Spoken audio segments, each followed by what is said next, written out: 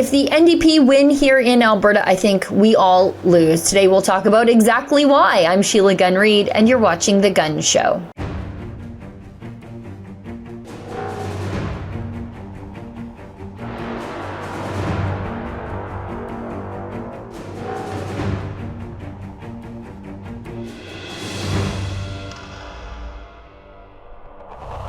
Albertans head to our general election in about 12 short days, May 29th. The Alberta NDP, that's our Socialist Party, have promised to not raise taxes on Albertans, but then they announced a hike to the corporate tax. Who do they think own or patronize Alberta corporations, if not for Albertans? Who do they think will be paying for the increased costs? In the taxes, it either has to be eaten by the owner of the corporation, who already doesn't have a lot of wiggle room left in the bottom line because of Trudeau's failed policies, his increased taxes, and of course inflation. Or the cost increase will be passed along to the consumer. But either way, Albertans pay, we all will. And it sounds like we'll pay for no real benefit. Joining me today to explain all this is my friend Chris Sims. She's the Alberta director of the Canadian Taxpayers Federation and much smarter than me. She's incredible at breaking down these overly complicated ideas in a way that we can all understand. Take a listen. This free episode of The Gun Show is brought to you by Episodes here for Rebel News. You know, our company is growing quickly, and we'd actually like for your company to grow too. That's why this ad space that I'm speaking through right now is actually available for you to purchase. So instead of people listening to me, they could actually be learning about your company, learning about your business. If this interests you, if this is an opportunity you'd like to capitalize on, send us an email at ads@rebelnews.com.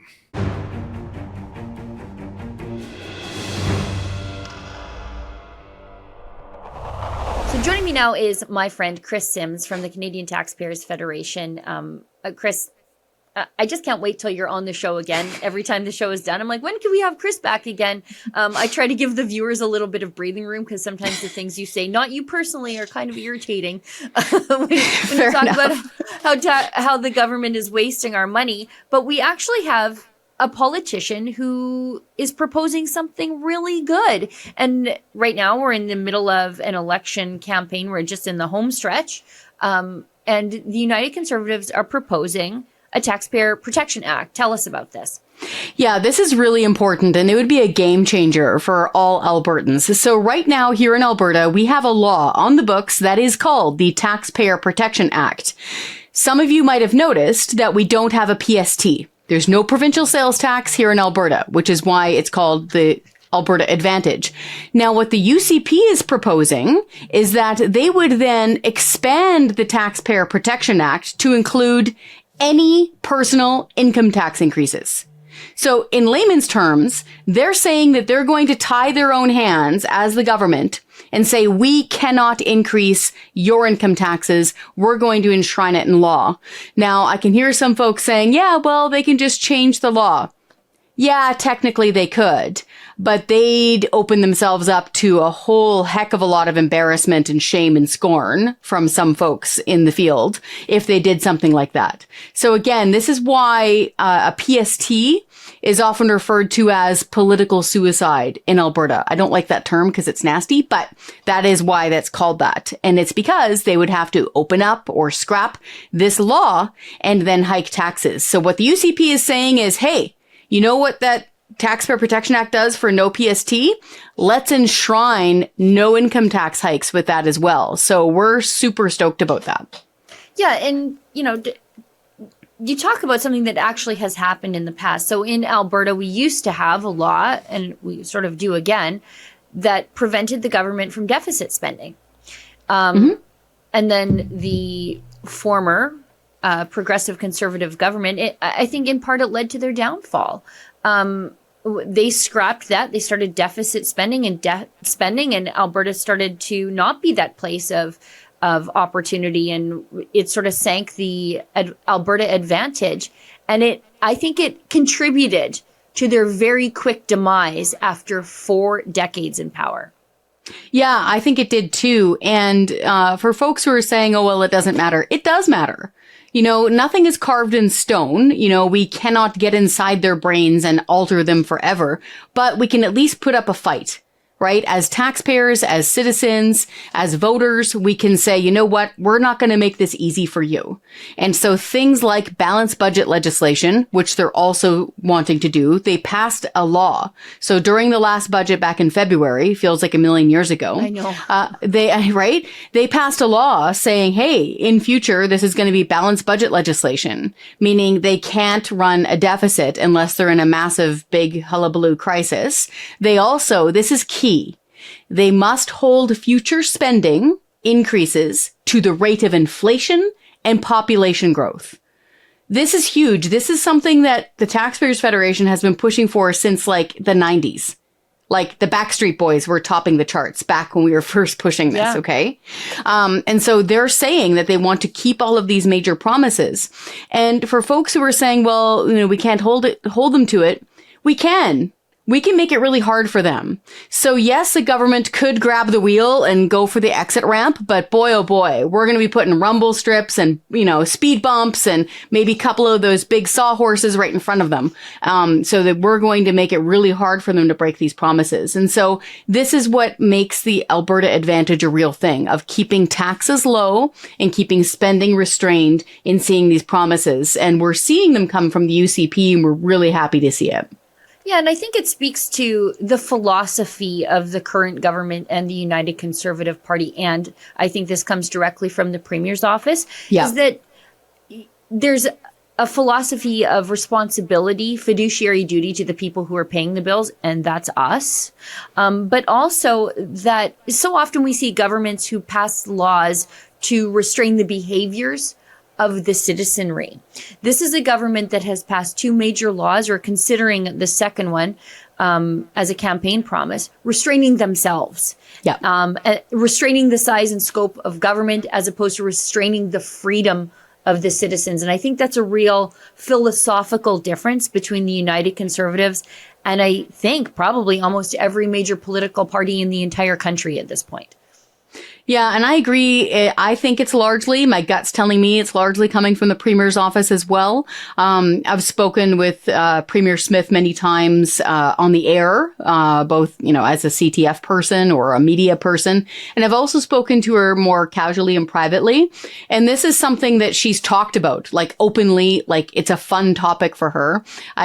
She was totally geeking out one time. I remember she was saying, hey, do you realize that if we put X amount of dollars, I forget how much it was, into the Heritage Savings Plan for year after year after year for a certain amount of time, we could totally eliminate income tax in the future? Like gone at some point in time down the road. And she really was right into it. Like this wasn't even me starting this conversation. And so I do think philosophically it's coming from that office. And we really want to see this put in place because again, like you say, if they restrain themselves, if we have smaller, more accountable, more fiscally responsible government, it frees up people to go out there and make their fortune, to go out there and be entrepreneurs, to be job creators, and to make that money and to reinvest back into their families and communities. We think it's better to have the money in the hands of those folks than in the hands of government. Yeah, and this is something we were talking about before we hit record, but I think this is a good place to talk about it, is actually if you leave more money in the hands of people, it actually creates revenue for the government. Right now we have the NDP saying that they're not going to raise taxes as a campaign promise out of one side of their mouth, and then they're proposing a corporate tax hike on the other side. And you pulled some numbers that show that actually when corporate taxes are lower in Alberta, you see a capital influx. People want to come here and start a business as opposed to somewhere else. And that actually ends up with more money in the government's hands. Yeah, that's true. And it might sound counterintuitive. So I'm going to actually pull up the numbers right here in front of me. Bear with me, folks.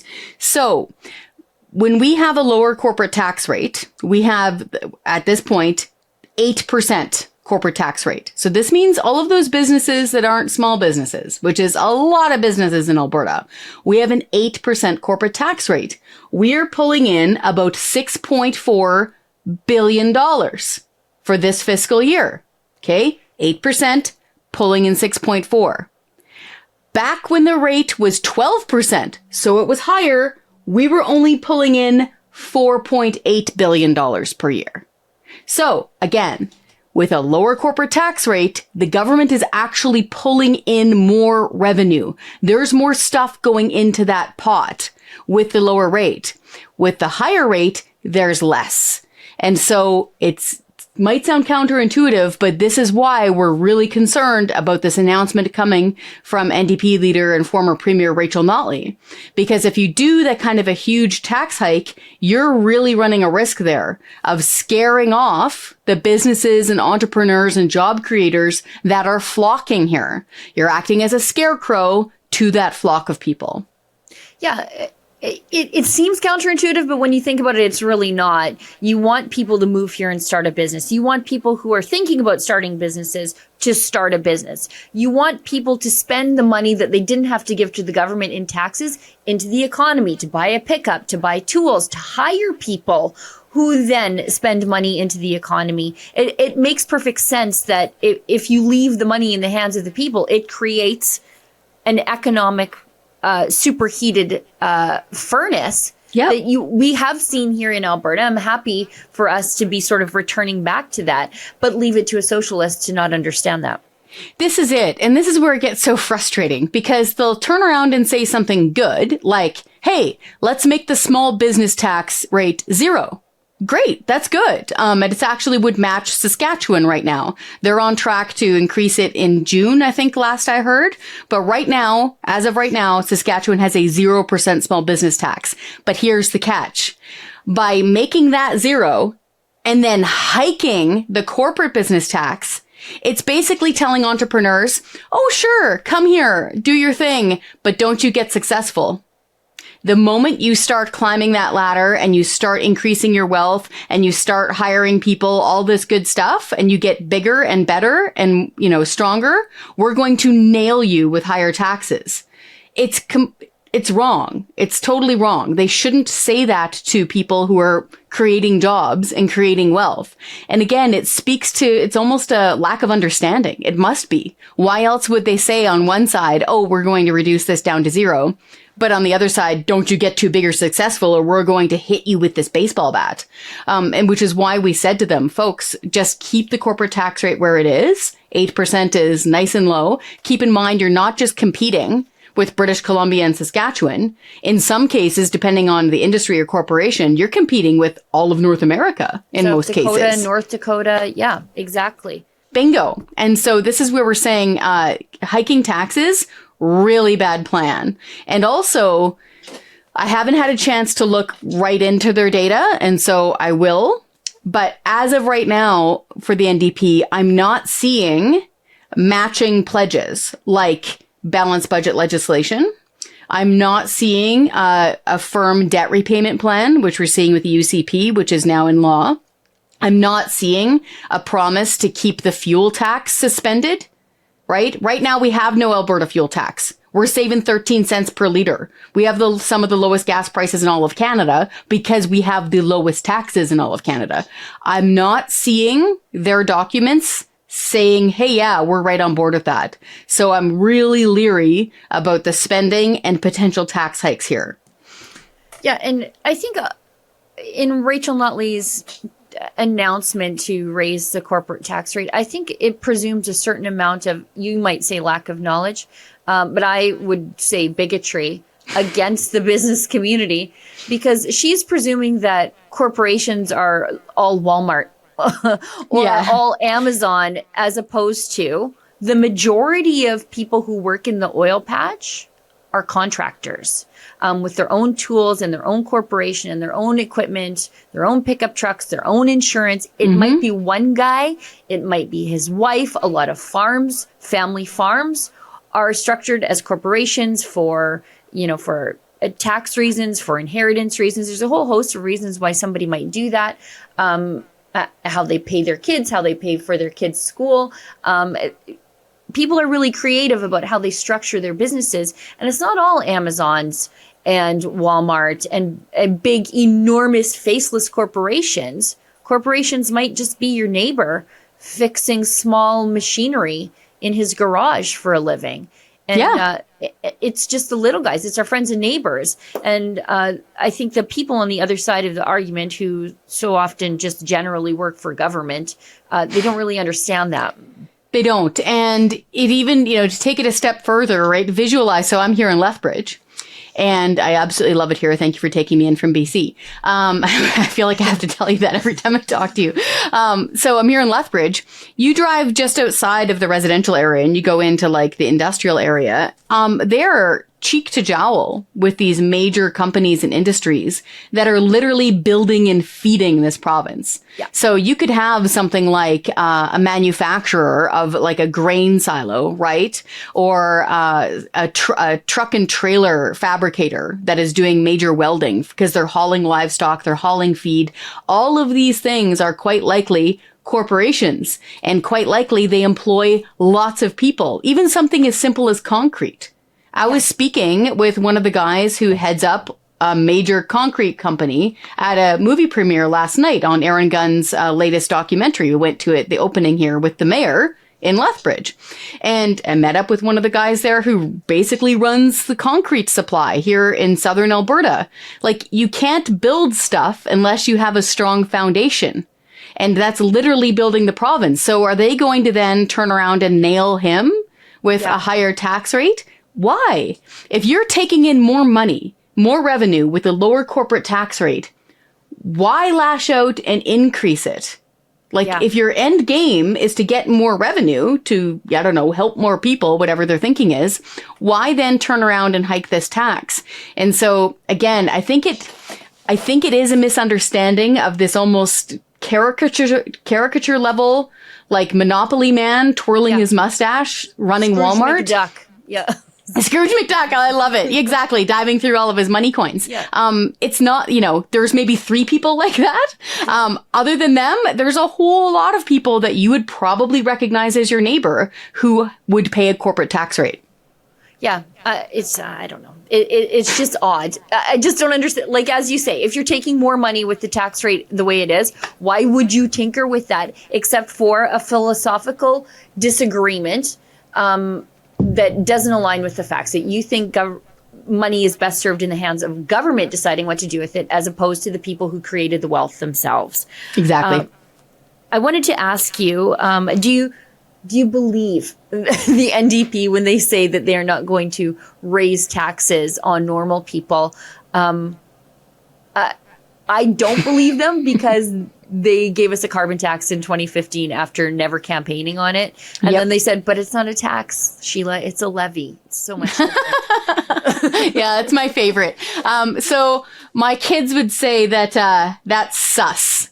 Yeah. That's the NDP promising that they're not going to raise taxes. I'm super suspicious of that. So that's sus. I was listening to Ms. Notley on a radio show. It was about 10 days ago. And the host, to his credit, it was on a Calgary radio station, was saying, hey, but you didn't campaign on the carbon tax and we still got one. Right. And her answer was something along the lines of, yeah, but we didn't say that we weren't going to put one in because you didn't ask me exactly.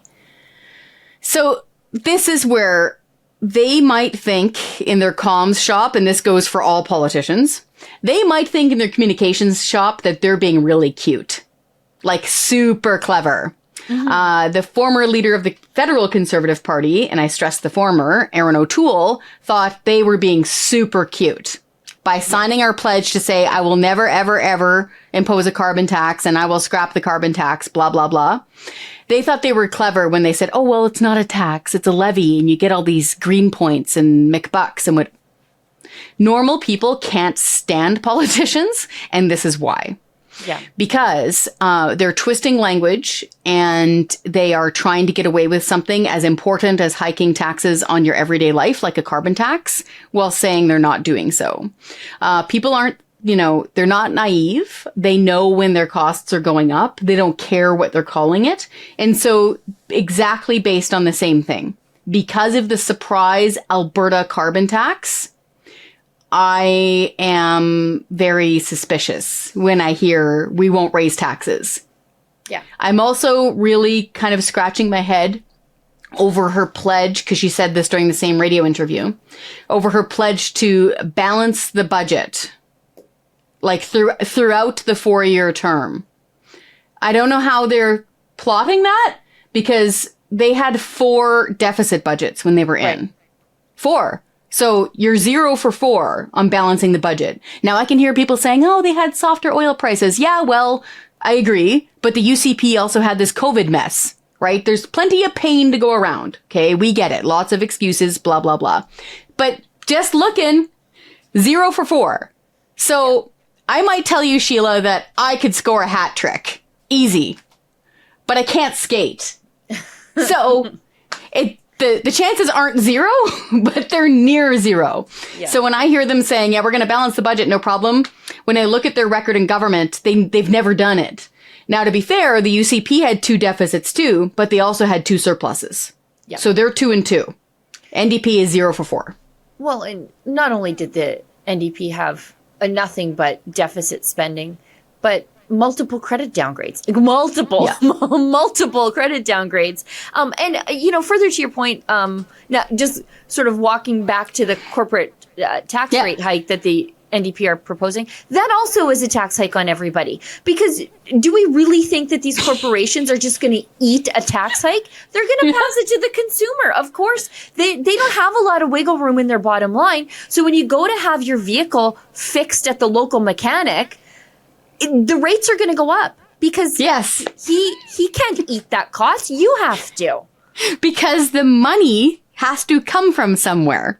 So they can do one of 2 things or 3 things. Let's do something fun here. They can do 3 things. They can leave, right? If they're a big mega, mustachio twirling corporation with a top hat that people don't like, they can just leave and go somewhere else because they have the capital and the money and blah, blah, blah, and they can go.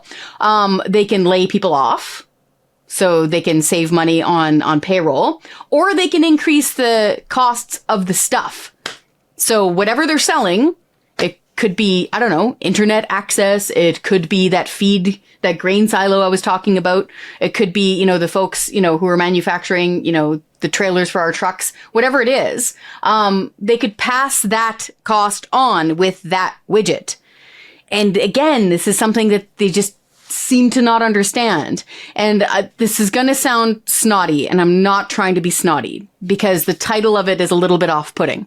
But I strongly recommend every single person read the book by Thomas Sowell. It's called Basic Economics. Yeah. Okay. I am not an economist. I am mostly a journalist, but some of my best friends are economists. And they many years ago recommended that I read this book, and it's for free. You can listen to it for free on the internet. Okay. The man is brilliant, and he explains exactly this all the way down so everybody can understand it on supply, demand, scarcity, wealth, how money moves, why inflation happens, all of this stuff.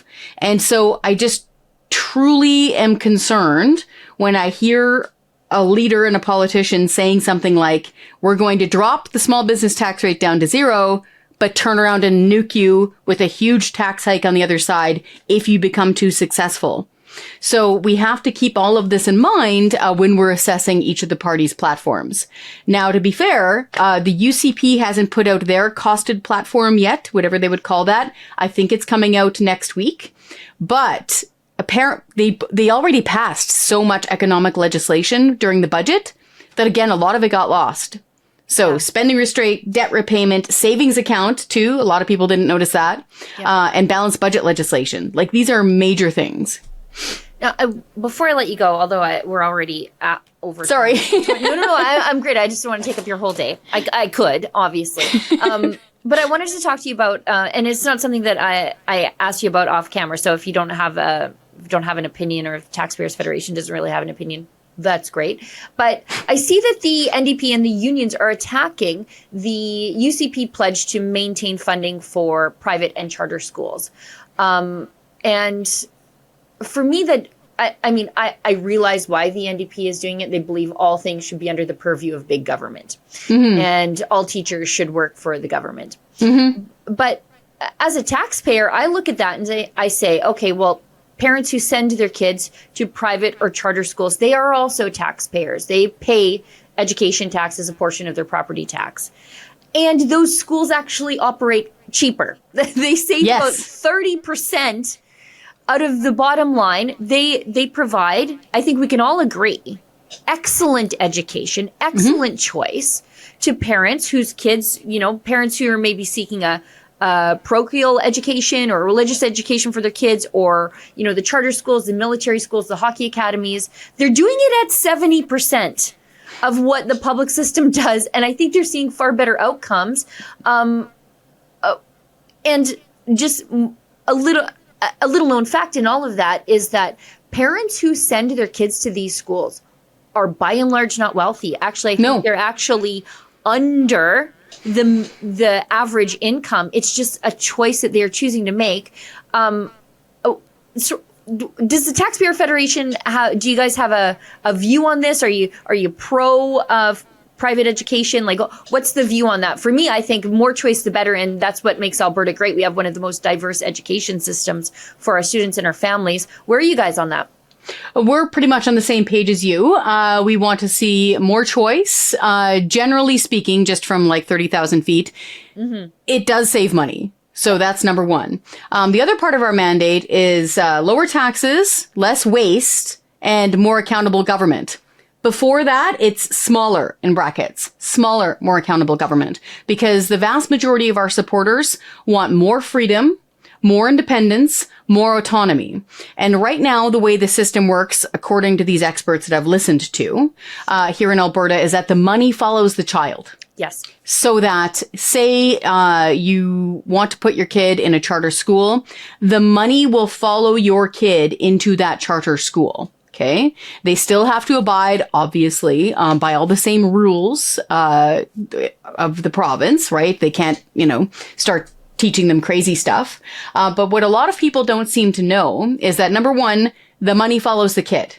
Okay. Yeah. So this isn't an increase in cost. It's usually a decrease in cost, to your point.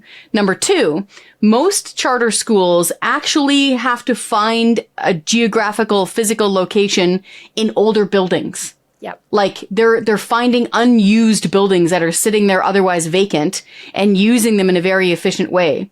And number three, just from a more choice, more diversity, smaller government, more individuality for freedom and a family's perspective, I don't think a lot of folks realize that charter schools can be anything from, say, a classic academy where you're learning the classics like Greek and Latin and English literature, to rural stuff. Like they're teaching them like on-farm mechanics, like really specialized things. And they're also including really specialized things like First Nations cultural-based learning. Yep. Like that's incredible. Like really incredible. And so for folks who initially go, oh, I don't want private schools, stop, listen, the money follows the kid. Yep. And it gives them more choice. And it can be, like I said, this wide range of specialized schools, including for kids who have autism, who have learning disabilities. They get way more tailored and specialized care and attention in some of these charter schools. And you got to hand it to the parents here who are really researching and doing their homework and trying to figure out what's best for their kid.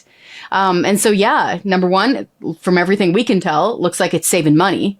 Two, people who use them really like them. And three, it makes it more a smaller government and gives more autonomy to individuals, which is all really good stuff.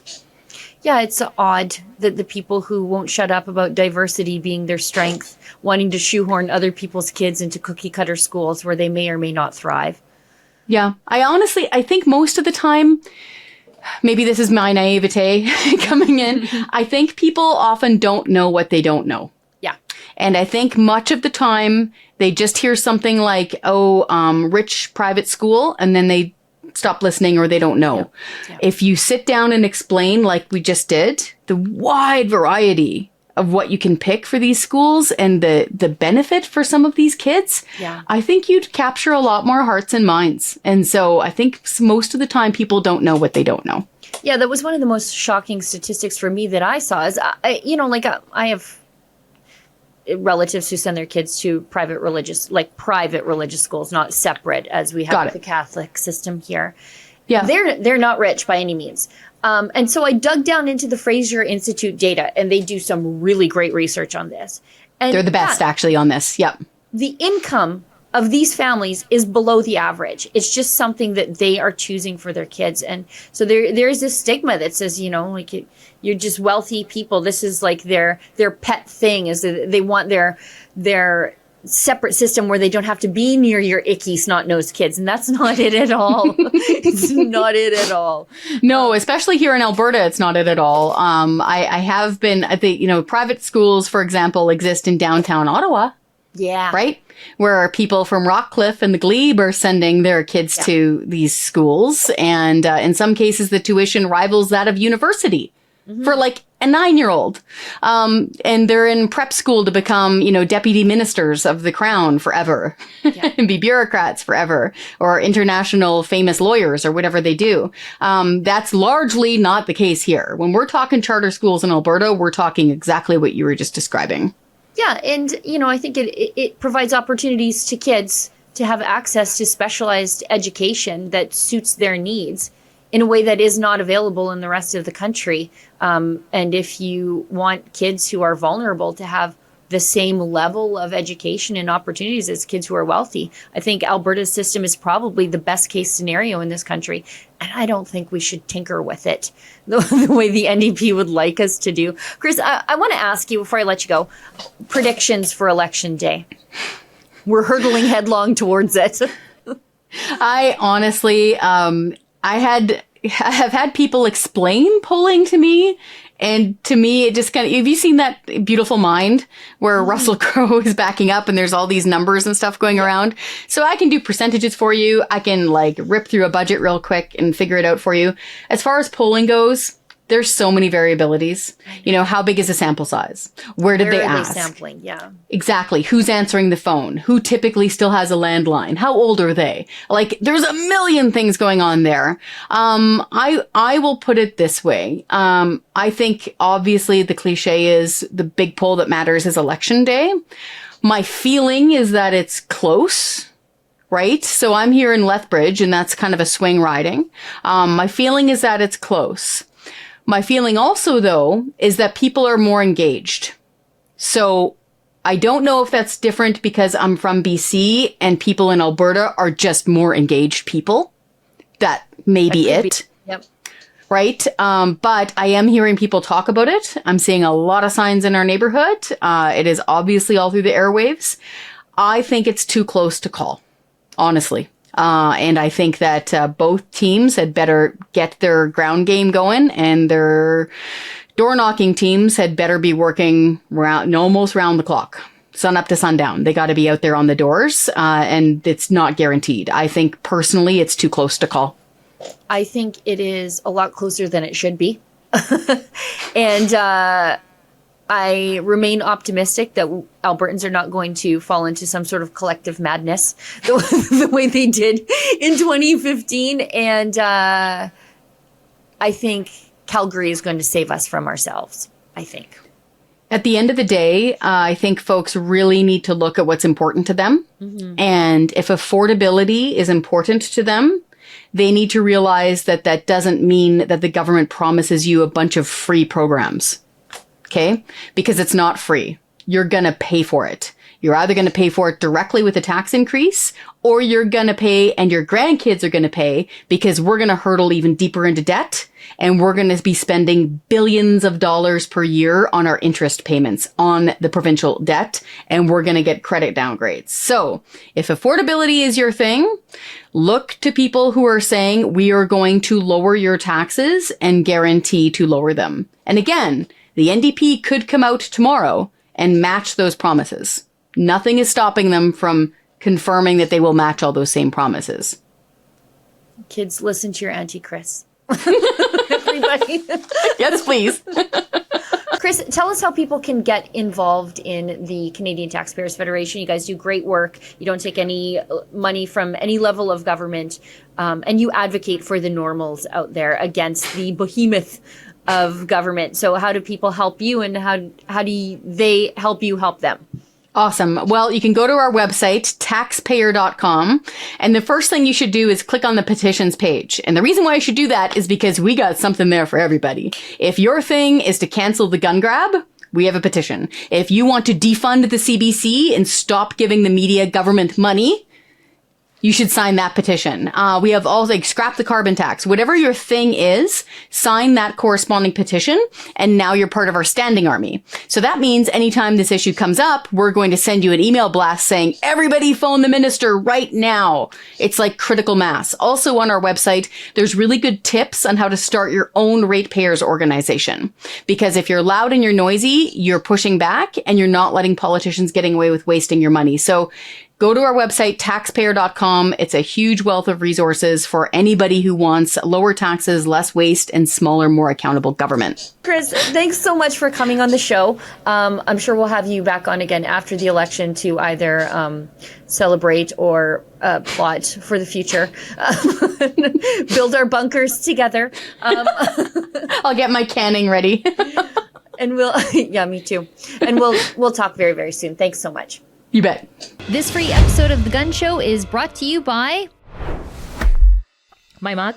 I know, it's pretty cool. So is this hoodie I got on, and you could have it on too if you check out our special website at rebelnewsstore.com. That's where you can see Freedom Focus hoodies that we have for you, beanies, cell phone cases, you name it, all while supporting our journalism, where we fight to bring you the other side of the story, as opposed to, being forced by the Trudeau government to fund leftist media out of your taxes. The truth is, without you and your generosity, there is no Rebel News. So again, if you like the reports that we bring you and that we also fight for freedoms in Canada, please consider doing some shopping, picking up some swag at rebelnewsstore.com. We appreciate your support.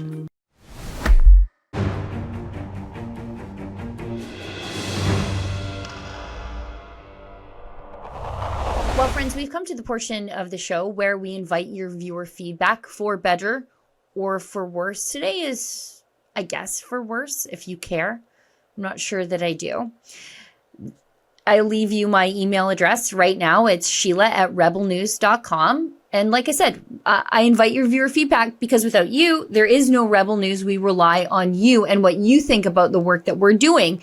And if you don't like it, then you don't support us. And then we wither on the vine and die, unlike the mainstream media who have to rely on their sugar daddy, Justin Trudeau, for a constant series of bailouts, which prevent them from receiving the market correction and mass layoffs they so rightly deserve. But if you don't want to send me an email, might I suggest you leave a comment on one of the platforms wherein you find us. If you're still watching us on the censorship platform of YouTube, leave a comment there. Over on Rumble, likewise. Sometimes I go looking on those platforms for what you think about what we do here at Rebel News. Now, today's email letter comes to me from somebody named John. We're not going to publish his email address, but he put gun show in the subject line. So I'm just assuming that he doesn't have a problem with me reading the email. And I'm pretty sure he got my email from watching the show last week, because I don't really think that he's a regular viewer. And if you stay with me as we read his letter, I think you'll see why. So it comes just from John. And he says, normally, I would not say something about appearances, but after having watched your show with Josh, now this is Josh Andrus from Project Confederation. We talked for about a half an hour about election predictions here in Alberta and the raw deal that Alberta is getting within Confederation and things we can do to make it better. I thought it was pretty interesting, but this was John's takeaway. But after having watched your show with Josh, I have to say that you have to get your hair out of your eyes. A nice trim, perhaps. Also, drinking coffee or water on camera looks highly unprofessional and is a real turnoff. If you need a drink, John offers me editing advice, even though I do not edit my videos. We have a talented production team that does. Anyways, he says, if you need a drink, focus the picture on your guest for a few moments. Finally, your farmer or cowgirl look, because last week I was wearing a plaid shirt, as I tend to do. Finally, your farmer or cowgirl look is a real put-off. If Rebel News wants credibility, then you will have to clean up your on-camera look. Watch yourself and your interview with Josh on YouTube, and you will see what I mean. Sincerely, John from Mill Bay, BC. I'm going to respond to John. And I should tell you that John sent me that on Mother's Day. So I was enjoying my time with my children on Mother's Day, and that was the feedback that I got. Now, I'll also tell you that I also received some positive, very positive feedback from the show last week. And thank you to those who do. I appreciate it very much. I do take those things to heart. I definitely don't take John's comments to heart, by the way, and you'll see why. Anyways, I did write back to John. I said, hi, you must be new to Rebel News if you're just discovering my Albertan aesthetic.